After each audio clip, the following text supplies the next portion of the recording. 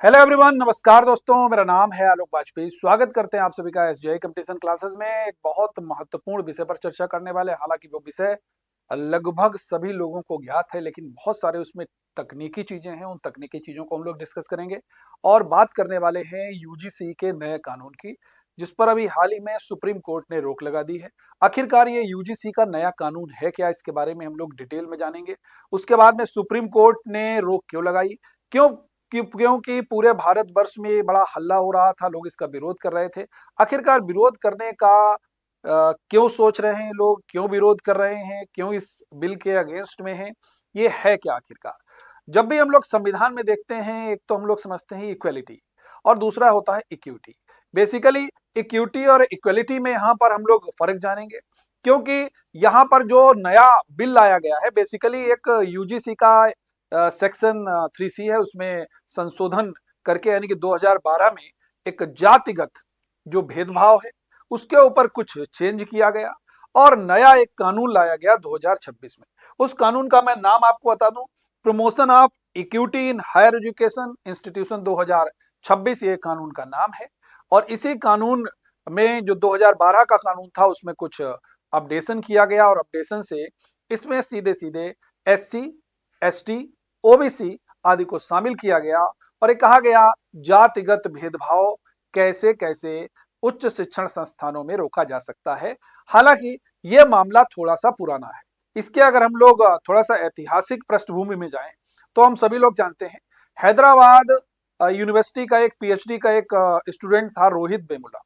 रोहित वेमुला के साथ में वहां का जो यूनिवर्सिटी का प्रशासन था, उसके साथ में कुछ जातिगत भेदभाव हुआ और उसके बाद में उसने आत्महत्या कर ली। फिर दूसरा मामला हमको बंबई की एक यूनिवर्सिटी से मिलता है। एक उस लड़की का नाम है पायल, मेडिकल की छात्रा होती है, उसके साथ में भी बहुत सारा ये जातिगत भेदभाव होता है। उसके बाद में ये सारी सारी चीजें चलने लगती हैं।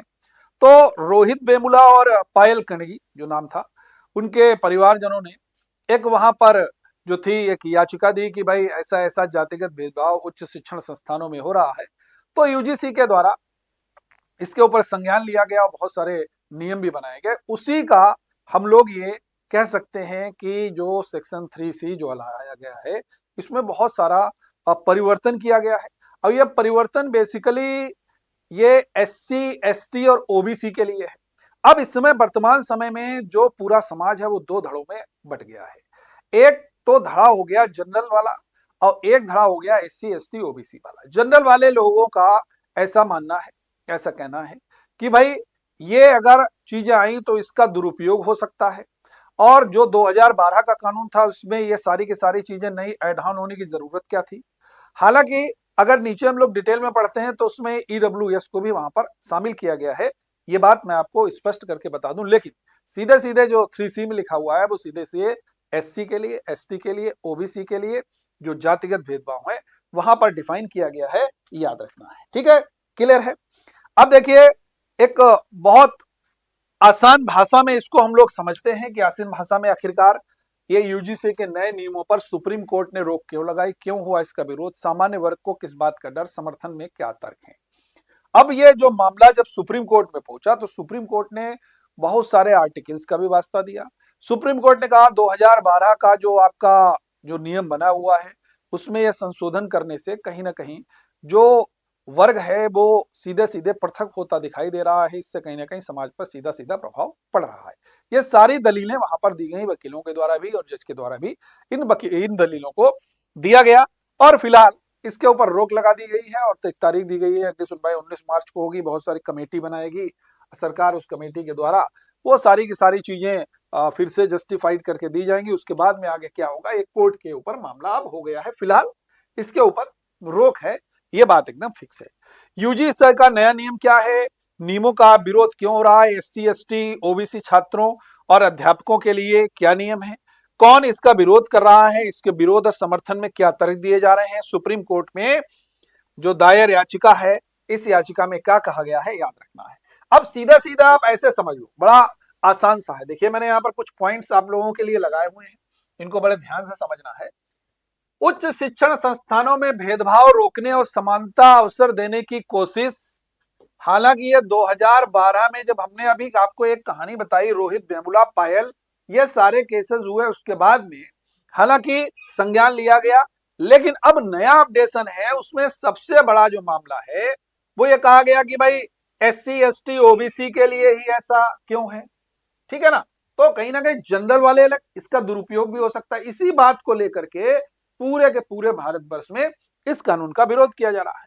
अब देखिए, कहा गया जाति के आधार पर, धर्म के आधार पर, लिंग के आधार पर, दिव्यांगता के आधार पर कोई भी भेदभाव नहीं किया जाएगा, सख्त नियम है इसके पीछे। हालांकि भेदभाव की एक दूसरी चीज ये भी दी गई है, किसी को एक्स्ट्रा एडवांटेज पढ़ाई में नहीं मिलेगा, कोई किसी का पढ़ाई का हक नहीं छीनेगा। यह सारी की सारी चीजें भी यहाँ पर इसमें शामिल की गई हैं। नियम नहीं मानने पर संस्थानों पर कार्रवाई होगी, दंड के कठोर प्रावधान होंगे, ऐसा एकदम आपका 12 में भी था, यहां पर भी यह है। सुप्रीम कोर्ट ने गुरुवार को एक जनहित याचिका PIL पर सुनवाई के दौरान विश्वविद्यालय अनुदान आयोग की ओर से लाए गए जो संविदा विनियमन जो 2026 पर रोक लगा दी, जिसको अभी हमने नाम दिया है आपका promotion of equity in higher education bill जो है 2026, इसी को हम लोग समता विनिमय 2026 पर रोक लगा दी, इसको हम लोग कह सकते हैं। और दरअसल बीते कुछ दिनों से पूरे देश में UGC के इन नए नियमों के खिलाफ बहुत ज्यादा प्रदर्शन हो रहे थे। उच्च शिक्षा नियंत्रक शिक्षण संस्थानों में जातिगत भेदभाव को खत्म करने के मकसद से लाए गए नियमों को लेकर ही विवादों में घिर गई है। अब मामला आप ऐसे सीधे समझ सकते हो, ये जनरल है, ठीक है, ये हमारा SC है, ST है, OBC है, इनको सीधे सीधे कहा गया कि वो जो आपका सेक्शन 3C वाला है, ये जातिगत भेदभाव आपका इन्हीं लोगों के लिए। अब इनको एक तरीके से जनरल को सीधे सीधे प्रतीत होता है इनको कुछ विशेषाधिकार मिल गए हैं कि इन्हीं के मामले में सारी की सारी चीजें हैं। तो सीधे सीधे कहा जा रहा है कि भाई जो भेदभाव है, अगर मान लीजिए कोई SC ST OBC जो है ये इनके अगेंस्ट कुछ कर सकता है, इसका दुरुपयोग किया जा सकता है। तो दुरुपयोग को लेकर के एक सवर्ण समाज में एक बहुत बड़ी गहरी चिंता है, और इसीलिए सवर्ण समाज ने सीधे सीधे सड़क पर उतर करके इस नए UGC के नियम का, बिल का सीधे सीधे विरोध किया है, और सुप्रीम कोर्ट ने भी संज्ञान लिया, और सुप्रीम कोर्ट ने, ऑनरेबल सुप्रीम कोर्ट ने उसके ऊपर रोक लगा दी है, ठीक है। अब देखिए, ये सीधे सीधे मामला हमारे चीफ जस्टिस के साहब की बेंच में है, जस्टिस सूर्यकांत और जस्टिस जय माल्या बागची की बेंच ने फिलहाल UGC के नए नियमों पर रोक लगा दी। कोर्ट ने कहा कि भेदभाव की परिभाषा ज्यादा समावेशी होनी चाहिए। उन्होंने कहा ये जो UGC जो डेफिनेशन दे रहे हैं ये थोड़ी सी कम समावेशी लग रही है, इसमें और बाइफिकेशन होना चाहिए। इसमें भाई भेदभाव तो किसी के लिए हो सकता है, आपने केवल इन्हीं लोगों के क्यों चुना है। उसने कहा थोड़ा सा समावेशी और हो तो और भी अच्छी बातें होंगी, तो ट्रांसपेरेंसी थोड़ी सी ज्यादा होगी। 2026 के रेगुलेशन में भेदभाव की परिभाषा अस्पष्ट है। सीधे सीधे उन्होंने कहा कि जो आपने जो डिस्क्रिमिनेशन, जो भेदभाव की परिभाषा दी है वो भैया अस्पष्ट है, उससे सवर्ण को सीधे सीधे झटका लगा है, उसकी भावना आहत हुई है, दुरुपयोग को लेकर के उनको गहरी चिंता है, सीधे सीधे सुप्रीम कोर्ट ने कहा। और कोर्ट ने कहा उससे यह देखना होगा कि नए नियम समानता के अधिकार के हिसाब से सही है या नहीं, क्योंकि हमारे यहाँ तो राइट टू इक्वलिटी भी है, समानता का अधिकार है, आर्टिकल 14 से 18, धर्म, मूल, वंश, जात, लिंग, जन्म स्थान के आधार पर कोई भेदभाव नहीं किया जाएगा, आर्टिकल 15 है। 16 क्या कहता है, लोक नियोजन में अवसर की समता है। 17 का कहता है अस्पृश्यता का अंत है। 18 क्या कहता है, उपाधियों का अंत है। 19 का कहता है स्वतंत्रता का अधिकार है, यानी कि राइट टू इक्वलिटी ये भी हमारे यहाँ है। तो इक्विटी इक्वलिटी में अंतर है। हम थोड़ा सा आपको एक माध्यम से एक एग्जाम्पल या एक उदाहरण देकर के समझाने की कोशिश करते हैं। देखिए, एक है हमारा इक्विटी, ठीक है, एक है इक्वलिटी, एक इक्वलिटी है, एक इक्विटी है, ठीक है। देखो भाई, इक्वलिटी और इक्विटी में अंतर क्या है? इक्वलिटी और इक्विटी में अंतर क्या है, थोड़ा सा समझने की कोशिश करिएगा। बेसिकली इक्विटी और इक्वलिटी में आप सीधा सा अंतर समझ लो कि इक्वलिटी में कहा गया है कि सभी समान हैं, विधि के समक्ष सभी समान हैं। इक्वलिटी है सभी को बराबर अवसर है, सभी को बराबर मौका है, सभी को एक समान दृष्टि से देखा जाएगा, यह सीधा सीधा कहा गया है। इक्विटी में कहा गया है, इक्विटी की अगर हम बात करें इक्वलिटी में, तो भाई सभी समान, सीधे सीधे कह सकते हो सब समान है। ये इक्वलिटी का मतलब है। ठीक है, इक्विटी में कह दिया गया, अगर मान लीजिए जैसे एक एग्जांपल के फॉर्म में लें कि एक थोड़ा सा जो है वो कमजोर, जैसे मान लीजिए एक विकलांग आदमी है, एक जैसे मान लेते हैं एक थोड़ा सा कमजोर दुबला पतला, मान लीजिए एक दुबला पतला आदमी है और एक हेल्दी आदमी है और एक थोड़ा सा और भी अच्छा उससे भी हेल्दी आदमी है, तीनों को एक रेस में दौड़ाया गया। तो इक्विटी ये कहता है कि भाई इनके लिए थोड़ा सा जो है रिलैक्सेशन होना चाहिए, इनके लिए उतना रिलैक्सेशन नहीं है, इनको जो रूल्स रेगुलेशन है वो इनके लिए रूल्स रेगुलेशन नहीं होने चाहिए। ये इक्विटी और इक्वलिटी में अंतर है। इसको सीधे से एक एग्जांपल से और भी समझ सकते हैं। मान लेते हैं कि एक जगह पर एक दीवार के ऊपर से किसी को देखना हो, एक दीवार के ऊपर से किसी को देखना हो तो एक लंबा आदमी आया वो तो सीधे खड़े होकर के देख लेगा, और एक उससे छोटा आदमी आया उसने भी थोड़ी सी जद्दोजहद करके देख लिया। एक छोटा अगर आता है बच्चा तो उसके लिए कहीं ना कहीं हमको एक ऊंचाई स्टूल या कोई भी हमको सीढ़ी लगानी पड़ेगी तब वो देख पाएगा। तो यानी कि सपोर्ट दिया जाना चाहिए, ये इक्विटी है। और इक्वलिटी सीधे सीधे कहता है कि भाई सभी जो है वो समान है, ये अंतर है। आप थोड़ा सा इसको ध्यान में जरूर रखना है। ठीक है, इस बीच चीफ जस्टिस सूर्यकांत और जस्टिस जयमाल्या बागची की बेंच ने फिलहाल इसकी भाषा जो उन्होंने कहा, रेगुलेशन में भाषा जो है वो स्पष्ट है, इसलिए देखना होगा कि समानता के हिसाब से ये नियम जो है वो सही नहीं है, सीधे सीधे कहा है। और इसी के साथ सर्वोच्च न्यायालय ने 12 के यूजीसी नियमों को लागू करने की बात कही। उन्होंने कहा जो आपने 2012 में नियम बनाए थे वही रहेंगे, 2026 वालों पर हमने रोक लगा दी है। सीधे सीधे उन्होंने नए कानून पर रोक लगा दी है। ठीक है, अब एक बात और भी गौरतलब है कि अभी हमने आपको बताया था रोहित वेमुला जो हैदराबाद यूनिवर्सिटी का एक पीएचडी स्टूडेंट था और मुंबई के एक मेडिकल छात्रा थी पायल तड़वी, इनकी सभी लोगों को जातिगत भेदभाव का शिकार हुए और आत्महत्या हुई, हत्या हुई। इसके बाद सुप्रीम कोर्ट ने यूजीसी को ऐसे मामलों से निपटने के लिए नियम बनाने के आदेश दिए थे।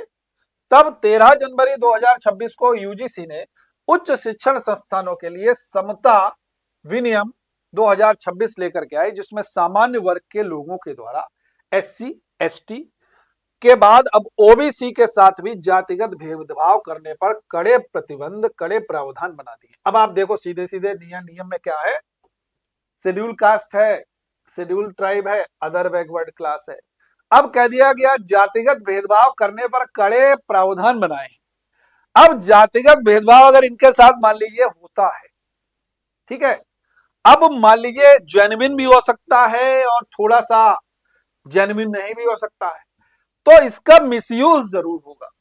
तो जनरल कास्ट को, सवर्ण समाज को चिंता क्या है कि भैया आप तो ये नियम बना के चले गए, इसका दुरुपयोग होगा, दुरुपयोग का खामियाजा कौन भुगतेगा? ये जनरल वाले भुगतेंगे। ठीक है ना, मामला समझ में आ गया। इसीलिए विरोध है। सुप्रीम कोर्ट के निर्देश पर बने नियम का विरोध जो है वो हम लोग जानते हैं, जो सुप्रीम कोर्ट के निर्देश पर बने नियम का विरोध सड़कों पर हुआ है, हम सभी लोग जानते हैं। और ऐसे में ये जानना भी हम लोगों को बहुत ज्यादा जरूरी है कि यूजीसी के नए नियम में ऐसी क्या क्या चीजें हैं, नियमों का विरोध क्यों हो रहा है, एससी एसटी ओबीसी छात्रों अध्यापकों के लिए क्या नियम है, इसके विरोध समर्थन में क्या तर्क दिए जा रहे हैं, सुप्रीम कोर्ट में इस मामले में क्या हो रहा है। तो चलिए समझते हैं। सबसे पहले इसके नियम को हम लोग थोड़ा सा और बाइफर्केट करके समझते हैं। 13 जनवरी यूजीसी यानी कि विश्वविद्यालय अनुदान आयोग ने उच्च शिक्षण संस्थानों में समता के संवर्धन के लिए यूजीसी समानता विनियम 2026 को शेड्यूल किया। और इस नियम का मुख्य उद्देश्य उन्होंने बताया कि उच्च शिक्षण संस्थानों में धर्म, नस्ल, जाति, लिंग और जन्म स्थान या दिव्यांगता के आधार पर होने वाले भेदभाव को खत्म करना है। ठीक, लेकिन ये खत्म किसके लिए कर रहे हो भाई? एससी के लिए, एसटी के लिए, ठीक है, इन सभी के लिए आप ओबीसी के लिए खत्म कर रहे हैं। ठीक है, किसी भी तरह के भेदभाव से सुरक्षा देता है। नए नियमों को सभी विश्वविद्यालयों को लागू करना होगा। इसको कैसे लागू किया जाएगा, इसके लिए भी यूजीसी ने एक पूरा खाका तैयार किया है कि कैसे इंप्लीमेंट होंगे, थोड़ा सा समझने की कोशिश करना है। इसमें एससी एसटी और ओबीसी छात्रों और अध्यापकों के लिए क्या है, इन नियमों को लागू करने के लिए हर विश्वविद्यालय में एक समान अवसर केंद्र, एक समता समिति, एक समता समूह बनाने के निर्देश दिए गए। इसके साथ ही कई और नियम भी हैं, इन्हें एक एक करके हम लोग समझेंगे। लेकिन सबसे पहले ये समझ लेना है, उन्होंने कहा कि हम ये नया बिल, नया रेगुलेशन 2026 इंप्लीमेंट करेंगे, उसके लिए भी हमारा एक पूरा का पूरा चैनल बना हुआ है, एक पूरी प्रक्रिया बनी है। उसके लिए हम समता समिति, समता समूह बनाने के निर्देश दे दिए हैं हमने। ठीक है, ये सीधे सीधे उन्होंने कहा है। आरक्षित छात्रों और अध्यापकों की सुरक्षा के लिए ये नियम, समान अवसर केंद्र, प्रत्येक संस्थान को वंचित समूहों के लिए नीतियों के प्रभावी कार्यान्वयन की निगरानी के लिए एक समान अवसर केंद्र स्थापित करने होंगे। बात समझ में आ गई? जो वंचित वर्ग है उसके लिए, उसको इम्प्लीमेंटेशन के लिए, उस पर निगरानी करने के लिए, उसको सर्विलांस करने के लिए समान अवसर केंद्र स्थापित करने होंगे। इसमें संस्थान के 5 फैकल्टी सदस्य होंगे और इन 5 सदस्यों के लिए किसी भी कैटेगरी के लिए कोई आरक्षण नहीं है। हर कैटेगरी का व्यक्ति इसमें शामिल हो सकता है इस कमेटी में। दूसरा है समता समिति, समान अवसर केंद्र को समता समिति बनानी होगी। इसके अध्यक्षता संस्थान के प्रमुख होंगे। इनमें एससी, एसटी, ओबीसी, विकलांगों और महिलाओं का प्रतिनिधित्व भी अनिवार्य होगा। सीधे सीधे कह दिया गया कि भाई महिलाएं भी है, एससी भी है, एसटी भी है, ओबीसी भी है, विकलांग है, ये सब लोग इस समता समिति में होंगे। इस समिति में टोटल 10 मेंबर रखे जाएंगे। और समता समूह में सीधे सीधे कह दिया गया है प्रत्येक उच्च शिक्षण जो संस्थान है उस पर निगरानी रखने और परिसर में किसी भी भेदभाव को रोकने के लिए एक छोटी इकाई भी गठित करेगा, जिसे समता समूह इक्विटी स्क्वाड कहेंगे। उच्च शिक्षण संस्थान आवश्यक संख्या में समता समूह गठित कर सकता है और ऐसे समूह गतिशील रहेंगे तथा संवेदनशील स्थानों पर नियमित रूप से निरीक्षण रखेंगे। यानी कि सीधे सीधे कह दिया गया भैया, एक तो समता समिति है, दूसरा हमने समता समूह बना दिया, ये भी भेदभाव को रोकने के लिए है। एक छोटी इकाई गठित करेंगे, इक्विटी स्क्वाड पर गठित करेंगे, जिससे उच्च शिक्षण संस्थान में उसमें आवश्यक संख्या में हम लोग समता समूह को गठित करके ये काफी हद तक नियंत्रित कर सकते हैं। विश्वविद्यालय में दाखिले के समय सभी छात्रों को किसी भी तरह के भेदभाव करने के लिए घोषणा पत्र देना होगा। ठीक है, संस्थानों को यह सुनिश्चित करना होगा कि छात्रावास आवंटन, कक्षाओं या मेंटरशिप समूहों के चयन में किसी भी तरह का कोई भेदभाव ना हो, पूरी प्रक्रिया एकदम ट्रांसपेरेंट हो, निष्पक्ष हो। और इसके लिए छात्रों के लिए 24x7 समता हेल्पलाइन और भेदभाव की रिपोर्ट करने के लिए एक ऑनलाइन पोर्टल भी बनाना होगा। यानी कि सीधे सीधे लंबी प्रक्रिया की यहां पर उन्होंने इंप्लीमेंटेशन के लंबा चौड़ा मसौदा भी दे दिया था। ठीक है, लेकिन वो सब आने से पहले ही 2 धड़े बन गए, एक एससी, एसटी, ओबीसी वाला और एक जनरल वाला। जनरल वालों का भी भाई एकदम कहना जेन्युइन है, इसका दुरुपयोग तो होगा। इसके लिए कुछ और सुप्रीम कोर्ट ने, ऑनरेबल सुप्रीम कोर्ट ने क्या कहा, भाई ये जो आपने डिस्क्रिमिनेशन, जो भेदभाव की, इसकी थोड़ी परिभाषा और समावेशी तरीके से दीजिए आप, तब तो मामला बने। अब ऐसे कैसे आप कर सकते हो? पूरे के पूरे भारत में एकदम बवाल मचा हुआ है। ठीक है, असंतुष्ट वर्ग सड़कों पर आ गया है। ठीक है, तो इसीलिए ये सारी की सारी चीजें ऑनरेबल सुप्रीम कोर्ट ने कही है। प्रत्येक विभाग में समता दूत नियुक्त किए जाएंगे जो समता के उल्लंघन की सूचना समान अवसर केंद्र को बिना किसी देरी के देंगे। जांच के दौरान पीड़ित या गवाह बने कर्मचारी या अध्यापक को उत्पीड़न या प्रतिशोध के विरुद्ध सुरक्षा प्रदान की जाएगी। यदि कोई संस्थान इन नियमों का पालन नहीं करता है तो यूजीसी उसकी अनुदान सहायता रोक सकता है, उसे डिग्री देने से मना कर सकता है या मान्यता प्राप्त संस्थानों की सूची से भी उसको हटा सकता है। ऐसा भी यूजीसी ने कहा है। विरोध करने वाले सीधे सीधे एक बात के ऊपर तर्क दे रहे हैं कि विरोध करने वालों को ये डर है कि उन पर झूठे आरोप लगाए जा सकते हैं। कौन है ये? जनरल लोग हैं। इसके साथ ही ओबीसी को भी नियमों में सुरक्षा देने का विरोध हो रहा है कि भाई ओबीसी को क्यों शामिल किया गया। हमारा जब बेसिक कॉन्स्टिट्यूशन बना तो उसमें बेसिकली कहा गया कि एससी एसटी को रिजर्वेशन दिया गया था और एक कारण था कि जो लोग सोशली और एजुकेशनली बैकवर्ड हैं, पिछड़े रह गए, इनको पढ़ने का अधिकार तो मिल नहीं पाया है, तो इसीलिए इनको बेसिक कॉन्स्टिट्यूशन में रिजर्वेशन दिया गया था। बाद में बीपी मंडल के रिकमेंडेशन पर बना है भाई ओबीसी के लिए आया रिजर्वेशन। ठीक है, तो इसीलिए हमेशा ये विरोध शुरुआत से होता आया है। तो ओबीसी को भी इन नियमों की सुरक्षा देने का विरोध सीधे सीधे जनरल लोग कर रहे हैं। विरोध करने वाले संगठनों का मानना है कि इस नियम का गलत इस्तेमाल किया जा सकता है और नियमों से वंचित छात्रों या शिक्षकों को झूठे आरोपों में भी फंसाया जा सकता है। ये बात जेन्युइन है। सबसे बड़ा खेल इसी के ऊपर है। इसी के कारण लोग सड़कों पर आए, सड़कों पर उतरे और अपनी बात मीडिया के माध्यम से उन्होंने पहुंचाई और सुप्रीम कोर्ट ने भी संज्ञान लिया। सुप्रीम कोर्ट ने भी संज्ञान लिया तो सुप्रीम कोर्ट ने उसके ऊपर रोक लगा दी। उन्होंने कहा भाई और थोड़ी सी समावेशित आप परिभाषा दीजिए। अब देखो यहां पर थोड़ा सा समझना है। कोर्ट में इसे लेकर जो याचिका दायर की गई थी उसमें देखो क्या है, क्यों सुप्रीम कोर्ट ने संज्ञान लेते हुए रोक लगा दी। एडवोकेट विनीत जिंदल ने इसके खिलाफ सर्वोच्च न्यायालय में एक याचिका दायर की। याचिका में जो सेक्शन 3C है, जो यूजीसी का नियमावली है उसमें सेक्शन 3C है, उसी में जातिगत भेदभाव को परिभाषित किया गया है। सेक्शन 3C को चुनौती दी गई। 3C में जाति आधारित भेदभाव की परिभाषा की गई है। इसमें SC, ST और OBC के सदस्यों के साथ केवल जाति के आधार पर भेदभाव को परिभाषित किया गया। देखो सीधे सीधे इसीलिए तो लोग सड़कों पे हैं। उन्होंने कहा केवल SC, ST, OBC, और भैया OBC क्यों शामिल किया हो, जनरल ये भी कह रहा। ठीक है, याचिकाकर्ता का तर्क है कि यह परिभाषा गैर समावेशी है, जो सुप्रीम कोर्ट ने भी कहा। याचिकाकर्ता अधिवक्ता विनीत जिंदल का कहना है कि ये जो प्रावधान है, जो प्रोसीजर है, ये गैर अनुसूचित जाति, जनजाति, अन्य पिछड़ा वर्ग के व्यक्तियों को शिकायत निवारण और संस्थागत संरक्षण से वंचित करता है। जो नॉन SC हैं, जो नॉन ST हैं, जो नॉन OBC हैं, उनको शिकायत निवारण और संस्था संरक्षण से सीधे सीधे उनको उनके अधिकारों का प्रयोग करने से रोकता है, वंचित करता है। यह भी दावा किया गया है कि यह प्रावधान संविधान के तहत दिए गए कई मौलिक अधिकारों का उल्लंघन करते हैं, क्योंकि हम सभी लोग जानते हैं आर्टिकल 14, 15(1), 21 शामिल हैं। 14 सभी को कानून के समक्ष समानता है, कानून का समान संरक्षण की गारंटी देता है, ये भी टूट रहा है इससे। 15(1) कहता है कि धर्म, मूलवंश, जाति, लिंग, जन्म स्थान के आधार पर कोई भेदभाव नहीं होगा, ये भी टूट रहा है इससे। सीधे सीधे दलील ही नहीं। देखो वकील क्या करता है, दलील देता है, वही जज सुनता है। 14 में सभी को कानून के समक्ष समता और संरक्षण की गारंटी देता है। 15 धर्म, मूलवंश, जाति, लिंग, जन्म स्थान के आधार पर भेदभाव नहीं करेगा। ये सारे की सारी दलीलें दी गई। 21 में कहा गया जीवन और व्यक्तिगत स्वतंत्रता का अधिकार। भैया ये भी मामला प्रभावित हो रहा है। किसी को फंसा देगा कोई तो मामला तो प्रभावित होगा ना। जीवन जीने का अधिकार छिन जाएगा, आर्टिकल 21 का मामला जो है वो टूट जाएगा।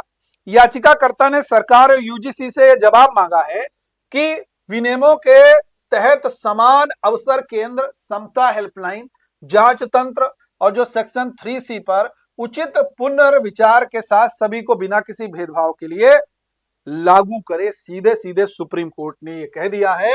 अब मामला जो है फंस गया है। अब जब तक इसमें बहुत सारी चीजें ऐसी नहीं शामिल की जाएंगी जिसमें जनरल भी सीधे सीधे वहां पर कोड किया जाएगा, तभी जाकर के मामला ये शांत होगा। या इसमें कुछ न कुछ ऐसा परिवर्तन जरूर करेगी सरकार जिसमें SC, ST, OBC के साथ साथ कुछ और परिवर्तन करे सेक्शन 3C में, या जनरल के लिए कुछ न कुछ जरूर इसमें प्रावधान रखने चाहिए। तभी जाकर के ये नया जो रेगुलेशन है ये आपका कह सकते हैं कि जनरल के लिए ये हम लोग कह सकते हैं एक्सेप्टेबल हो पाएगा। तो ओवरऑल अगर हम लोग इसके ऊपर बातचीत करें, देखिए ये बड़ा जबरदस्त मुद्दा है।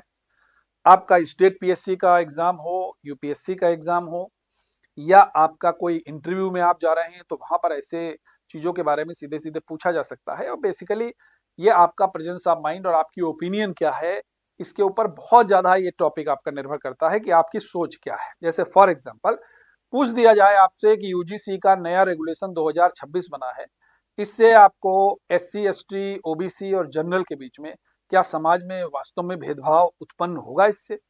तो आप देखिए दो तरीके के लोग हैं। अगर जनरल कास्ट का कोई व्यक्ति है तो वो सीधे सीधे आपका जनरल का फेवर लेगा। अगर OBC, SC, ST कास्ट का है तो वो ऑब्वियसली इसके सपोर्ट में आएगा। तो अगर आप एज एस्पायरेंट हैं, कंपटीशन की तैयारी कर रहे हैं, तो आपको एकदम निष्पक्ष तरीके से दोनों चीजों के ऊपर बात करनी है। हमेशा जब हम लोग निष्कर्ष करते हैं, निष्कर्ष में लिखना है कि भाई सीधे सीधे आपने अपनी बात कही है और सीधे सीधे कह देना है। उपर्युक्त विवेचना से हमको ये स्पष्ट होता है कि हालांकि नियम 2012 में सेक्शन 3C का जो जिसमें आपका जातिगत भेदभाव को लेकर के इस समय पूरे भारतवर्ष में आंदोलन सा हो रहा है, लोग सड़कों पर उतर आए हैं, हालांकि उसमें सेक्शन 3C में नया रेगुलेशन यूजीसी ने शामिल किया जिसमें एससी, एसटी और ओबीसी को सीधे सीधे वहां पर बेनिफिट की बात की गई है उच्च शिक्षण संस्थानों में। तो इससे कहीं ना कहीं जो सवर्ण वर्ग है उसमें असंतोष इसलिए है क्योंकि उनको ये भय है कि कहीं ना कहीं इसका दुरुपयोग हो सकता है, उनको फंसाया जा सकता है, उनको जबरदस्ती इसमें घसीटा जा सकता है। ऐसी चीजों से कुछ और चीजें इसमें और पॉइंट शामिल किए जाने चाहिए जिससे जो समाज के हर एक वर्ग तक एक उचित संदेश पहुंचे और ये बिल सही तरीके से इम्प्लीमेंट हो पाए। आप एक एस्पायरेंट होने के नाते आपको एक ऐसी परिभाषा देनी है। बाकी ओवरऑल तो खैर अगर हम लोग कहें तो इस बिल में जनरल का जो नाराज होना है वो कहीं ना कहीं लाजमी सा दिखता है क्योंकि दुरुपयोग और भय ये हमेशा समाज में बना रहना भी चाहिए। और हर एक चीज में डेमोक्रेसी के मतलब क्या होता है? By the people, for the people, of the people. जनता के लिए, जनता का शासन, जनता के द्वारा शासन। तो इसीलिए जनता ही जो है वो तय करती है कि कौन सी चीज सही है, कौन सी चीज गलत है।